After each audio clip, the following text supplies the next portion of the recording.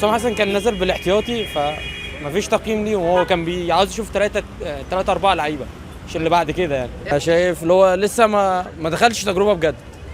مصطفى شوبير كان كويس ومين مصطفى محمد كان كويس في الشوط الاول، وابراهيم عادل كان كويس طول الماتش بس كان اناني. والله ماتش تحفه يعني، واداء المنتخب كان 100 100، وحسام حسن هو اللي هيجيب لنا البطوله ان شاء الله. والله مدرب وطني، واهم حاجه الروح دي، ما كانش عندنا الروح دي من زمان، فاهم؟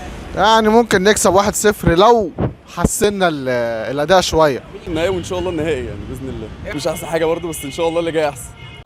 روحه كويسه جدا وهيعمل حاجه كويسه تشرفنا باذن الله يعني. الماتشين الاولانيين كويسين، لكن اخر ماتش ما كانش احسن حاجه. لحد النهائي ان شاء الله. كويس بس يعني ما كانش فيه هجوم كويس زي الماتشات اللي فاتت، كنا مش بنهاجم زي الأول.